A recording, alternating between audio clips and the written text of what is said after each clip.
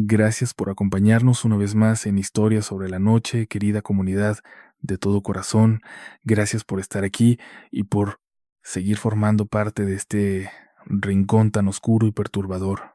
Como siempre, espero que estén pasando un momento agradable y que todo marche de la mejor manera para sumergirse en estos relatos. Pero si hoy no es uno de esos días fáciles, si cargas con una losa en el pecho o te espera una semana de pesadilla, quiero enviarte un abrazo cargado de fuerza, no solo de mi parte, sino de cada alma que se oculta en esta penumbra con nosotros. Espero que sientas el calor y la compañía de esta familia maldita. Por ahora, deja fuera las preocupaciones y permítete caer en unos minutos de horror y escalofrío. Relájate, ponte cómodo. Siente cómo la oscuridad te devora y déjate arrastrar por los relatos que hemos preparado para ti. Es momento de adentrarnos juntos en nuevas historias sobre la noche. Hola a todos quienes me lean o logren escucharme. Todavía siento un frío glacial recorriéndome la espalda al contar esto. Siendo sincero, lo que busco es que alguien me dé una explicación, una razón lógica que se me haya escapado, algo que me permita dejar de ver esto en mis pesadillas cada noche. Desde que ocurrió trabajo en la cocina de un restaurante y tengo la suerte de vivir a unas cuantas cuadras. Por eso no me preocupaba salir pasada la medianoche, además de que vivo en una zona céntrica y bastante solitaria. El camino a casa solía resultarme apacible, con esas casas antiguas que evocan otros tiempos de cuando la ciudad apenas despertaba. Siempre anhelé vivir en un lugar con tanta historia. Mi calvario comenzó una de esas noches. Probablemente pasaba de la 1 de la madrugada, pues fue una jornada de trabajo extenuante. Recuerdo que me despedí de mis compañeros mientras esperaban su transporte y me sentí afortunado por simplemente tener que caminar. Pero en cuanto dejé la avenida principal y me interné en mi calle, una presencia invisible y maliciosa se cernió sobre mí. Sentía, con cada fibra de mi ser, que algo me acechaba desde las sombras, y estaba seguro de que en la negrura de esa vía desierta y silenciosa, algo me estaba esperando. Pensé en tomar un taxi, pero era absurdo, para caminar tampoco, así que decidí seguir. Intenté convencerme de que no pasaba nada, que era mi imaginación, un ataque de ansiedad. La calle estaba completamente muerta, desolada, pero esta vez el silencio no me daba paz. Era un silencio cargado de intención. Volteaba constantemente, cuidando mis espaldas, y recuerdo que en uno de esos instantes de terror puro, al girar la vista hacia donde me dirigía, alcancé a ver una sombra agazapada tras la entrada de unos departamentos. Me bajé de la banqueta para caminar por el asfalto y alejarme, pero al dar unos pasos me di cuenta de que solo era un gato, inmensamente peludo. Estaba sentado sobre una jardinera mirándome, con su rostro casi a la altura de mi pecho. Suspiré aliviado y regresé a la acera. Pasé frente a él y lo miré fijamente. El animal sostuvo la mirada sin inmutarse, y yo seguí mi camino. Era enorme, casi grotesco. Entonces escuché mi nombre a mis espaldas, pronunciado con una voz grave y profunda que me heló la sangre.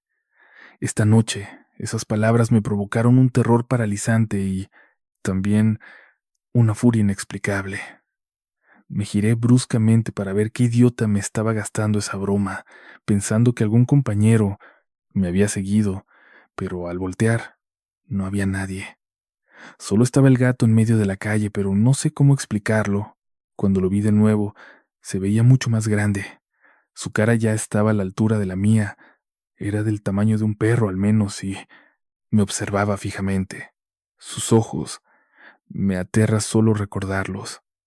Eran ojos profundamente humanos en el rostro de un gato, horriblemente humanos. Empecé a correr como alma que lleva el diablo hasta llegar a mi edificio. El portero me preguntó si estaba bien. Apenas pude articular un sí y entré a mi departamento. Estaba agotado, quería bañarme para calmar mis nervios destrozados, pero en cuanto toqué la cama caí en un sueño profundo y pesado. Momentos después, El teléfono me despertó. Era una gran amiga con la que no hablaba hace meses, a pesar de vivir cerca. Estaba sollozando. Me preguntó si estaba bien. Le dije que sí, y le pregunté qué le pasaba. Me suplicó que fuera a su casa.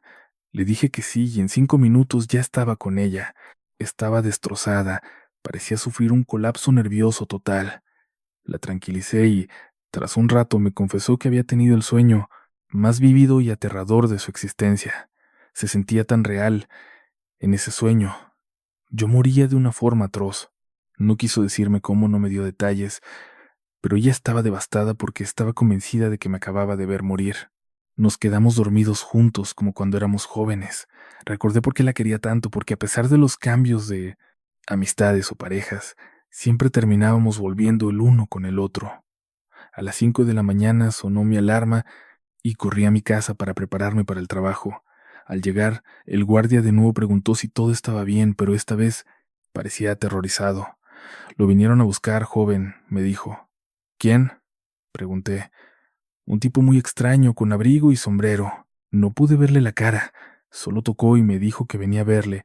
Me pidió que le dejara pasar. Le dije que no estaba, que había salido, y me preguntó hacia dónde se dirigía usted. Le indiqué la dirección contraria a donde vi que salía. No sabía si usted lo conoce, pero no me dio ninguna confianza. Se sentía algo antinatural. Esa misma tarde me enseñaron las grabaciones a través de la cámara de la puerta y solo logré distinguir a un hombre vestido de negro. No tengo ni la más mínima idea de quién era, qué demonios hacía ahí, ni por qué me buscaba a mí. Cuando compartí esto con gente de confianza, me soltaron que seguramente alguien me había estado acechando, que alguien desde la oscuridad quería aterrorizarme por algún motivo. Y, siendo honesta, aquel hombre de negro, en la confusión de esa noche, me giré y solo me topé con el vacío absoluto. Mi cerebro empezó a conectar puntos, a rellenar esos huecos lógicos en la historia. Quizás pueda creérmelo, quizás quiera convencerme de todo esto, pero nada explica el sueño de mi amiga. Esa casualidad no tiene sentido. Y nada, absolutamente nada, puede justificar esa mirada horrible, esa mirada tan poco humana que tenía aquel animal. Tal vez todo sea una simple coincidencia y no haya nada paranormal, lo sé, pero me sigue costando cerrar los ojos cada noche. Les quiero contar una experiencia que viví mientras trabajaba como suplente en una escuela primaria. Resulta que una amiga y colega me suplicó que la cubriera en el trabajo por unos días, porque ella estaba realmente mal de salud. Esto ocurrió en Mérida, mi ciudad natal, pero por respeto voy a omitir el nombre de la institución. En aquel primer día de suplencia, me encontré con una escuela antigua, una casona de principios del siglo pasado. Al llegar, me presentaron ante los niños y les dijeron que yo sería su nueva maestra de inglés temporal. Yo no soy docente, pero estudié lengua inglesa y algo de pedagogía también. Al principio todo parecía normal. Los niños se acostumbraron rápido a mí, además era una escuela privada y los grupos eran muy pequeños. Sin embargo, con el paso de los días, empecé a sentirme extraña en el aula que me asignaron. Sentía que me observaban e incluso llegué a escuchar risas de niños, como si estuvieran justo a mi lado. Los salones estaban apartados y el de inglés quedaba hasta el fondo del pasillo. El ambiente se sentía denso, tenebroso, triste. Nunca supe por qué. Y, ¿saben? Cuando les daba clase al puñado de niños de primero, veía que jugaban y decían nombres que no correspondían a ninguno de ellos. Insisto, eran muy poquitos niños. Me sabía el nombre de todos. No le di importancia y lo dejé pasar. Pero llegó un momento en que la curiosidad me ganó y les pregunté a algunos de qué se trataba, quiénes eran esos de los que hablaban, a quién llamaban por esos nombres. Me respondieron: profe, son amigos nuestros que viven aquí en la escuela porque sus papás no vienen, por ellos. Yo solo sonreí discretamente hasta que una de las niñas me preguntó: ¿a ti no te da miedo cuando se quedan contigo aquí en el salón? Ahí fue cuando el terror empezó a filtrarse en mis huesos. Un día mi jornada ya había concluido y, mientras guardaba mis cosas en el portafolio, los libros que estaban bien acomodados, lejos de la orilla del librero, salieron disparados y uno me golpeó con fuerza en la pierna. Salí corriendo del salón. tan aprisa que hasta olvidé cerrar con candado. No quise comentar nada, no quería quedar como una loca. Intenté contactar a mi amiga, pero ella seguía diciendo que estaba enferma. Yo ya no quería continuar, pero un compromiso es un compromiso. Pasó una semana plagada de lluvias y la ciudad se convirtió en un caos total. Una mañana, entre tormentas, llegué y los otros profesores aún no habían aparecido. Solo uno, los alumnos, mucho menos. Me registré y fui al salón. Al abrirlo y entrar, me quedé helada. Vi pisadas, pequeñas, llenas de lodo, marcadas en el piso, y manos diminutas plasmadas en el pizarrón. Uno de esos verdes antiguos. Era como si muchas manitas mojadas se hubieran apoyado ahí, muchas, de diferentes tamaños. Le pregunté a la secretaria si alguien había entrado al aula y me dijo que no. La escuela solo funcionaba en el turno matutino, nadie iba por la tarde, así que era imposible que hubieran estado ahí desde el día anterior. Sentí un miedo paralizante toda la mañana, pero lo que me hizo jurar que jamás volvería fue cuando, al terminar la jornada, se acercaron 2 niños de segundo y me dijeron: «Profe, dicen los niños que viven en el salón que los perdonas por manchar el piso y el pizarrón y también por tirarte los libros. Ese día, antes de firmar mi salida, le hablé a mi amiga y le conté todo. Me dijo que ya no fuera. Ella, hasta ese momento, pensaba que yo estaba imaginando todo lo que veía y escuchaba allí, pero ahora comprobaba que no era así. Me dijo que ella tampoco iba a volver, y yo tampoco lo hice. Comunidad de Relatos de la Noche, felicidades por haber llegado hasta aquí. Antes de pasar a la última y más extraña de las experiencias de hoy, les recordamos que nos sigan en nuestras redes sociales, donde nos encuentran en Twitter e Instagram como RDLN Oficial. En Facebook estamos como Relatos de la Noche. Ojalá podamos seguir conversando por allá. Síganos para que se enteren antes que nadie de los sorteos, sorpresas y noticias que vienen. Pueden tomar una pausa, ir a seguirnos para distraerse un momento y regresar, más valientes, más tranquilos, para poder adentrarse en la última historia de este episodio. Sigamos con un relato más. Escuchen con mucha cautela. Dice mi mamá que de niño yo veía fantasmas, que siempre tuve contacto con mi abuelo. Por ejemplo, yo le daba mensajes suyos a mis tíos, asuntos pendientes que él resolvía a través de mí. La verdad, yo no me acuerdo, dicen que fue cuando tenía 2 o 3 años, cuando apenas empezaba a hablar. No lo recuerdo, pero esto siempre me hizo creer, me hizo estar convencido de que existe algo más, algo que no podemos ver, algo que no alcanzamos a comprender. Siempre me ha gustado el tema, pero lo tomo con mucha precaución. Y déjenme decirles que cuando escuché uno de sus relatos, uno que prácticamente decía que escucharlo te ponía en una especie de lista para recibir una visita macabra, me costó muchísimo trabajo sacarlo de mi cabeza. Los celos son a nuestra mente lo que el miedo es a la razón. Siempre nos advierten de algo, aunque nos insistan en que no debemos tomárnoslo en serio. Si somos sugestionables, es fácil imaginar cosas por puro nerviosismo. Lo sé, lo tengo claro, y hubiera preferido achacar mi experiencia a eso, pero no puedo. Así que déjenme contarles lo que viví, lo que presencié en la colonia Roma de la Ciudad de México, un lugar que es escenario de tantas historias de terror. De hecho, encontré una lista de reproducción hecha por alguien con relatos sobre las noches que suceden aquí. Por mi mala suerte, la escuché completa una noche mientras intentaba dormir y eso me provocó soñar con estas calles, con los rincones que recorría cada día. Fueron pesadillas horribles, pobladas por esas entidades que habitan sus relatos. Soñé incluso con aquella maldición que aseguraba que, por el simple hecho de escuchar un relato, algo oscuro me estaba acechando. Por esos días estaba enfermo, me sentía fatal. Mi cuerpo ardía en fiebre y vivir solo con mi perro se volvió un calvario porque él, como mascota, tenía demasiada energía. Necesitaba correr a diario, así que empezaba mi jornada a las 2 de la mañana. Ponía mi alarma y lo llevaba al parque, aunque fuera solo unos minutos.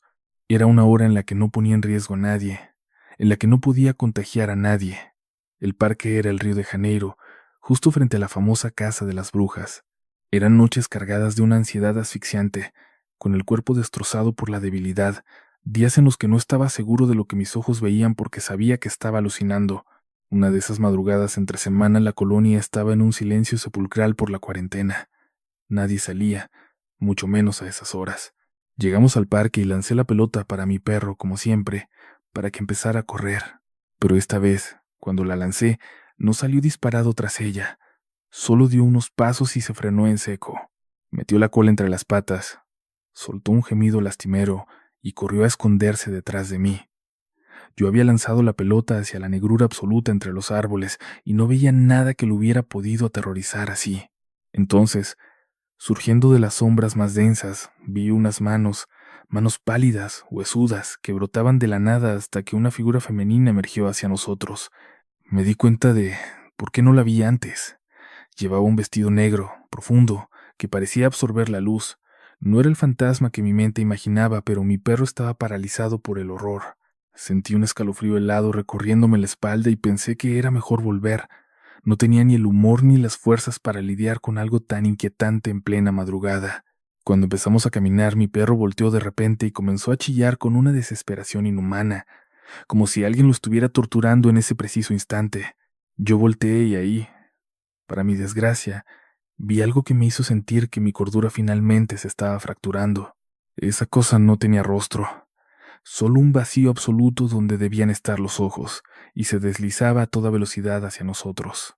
No corría, se movía como un títere controlado por hilos invisibles y torpes, no pisaba el suelo, levitaba a unos 30 centímetros del pavimento. Sus pies no tocaban el asfalto, lo juro. Se desplazaba con sacudidas espasmódicas antinaturales, como una marioneta rota que venía a cobrar una deuda pendiente. Apreté los párpados, sabía que estaba siendo presa de un terror genuino y que mi perro también lo sentía, pero mi mente se negaba a aceptar que aquello pudiera ser real. Intenté huir del parque, alejándome de esa abominación, desesperado por poner a mi perro a salvo de esa cosa. De repente, una luz cegadora me encandiló. Un coche se aproximaba por la calle desierta. Empecé a correr con lo poco que me quedaba de energía, y el auto frenó en seco justo a mi lado. El conductor, sin mediar palabra, metió reversa por toda la calle en sentido contrario, y en ese segundo comprendí que algo venía pisándonos los talones. Algo tan horrendo que hizo que el desconocido al volante prefiriera huir a toda velocidad, sin importarle las leyes de tránsito. Mi perro se asustó tanto que se soltó de mis manos. En ese instante el terror me consumió y salí corriendo hasta la avenida Álvaro Obregón.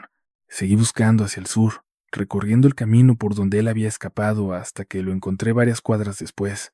Estaba agazapado en una esquina, esperándome, pero temblando de pánico puro ante lo que fuera que nos venía acechando. Cansado y con la fiebre calándome los huesos, apenas recuerdo el regreso a casa, pero sé que el perro, al entrar, estuvo mucho más tranquilo. No sé qué vi realmente esa noche, pero siento que sobreviví a un encuentro con algo que trasciende nuestra comprensión de la realidad. Solo espero que, si a ustedes les toca enfrentar algo igual, tengan la misma suerte que yo. Ojalá tengan mi misma suerte, o quizá todo lo contrario.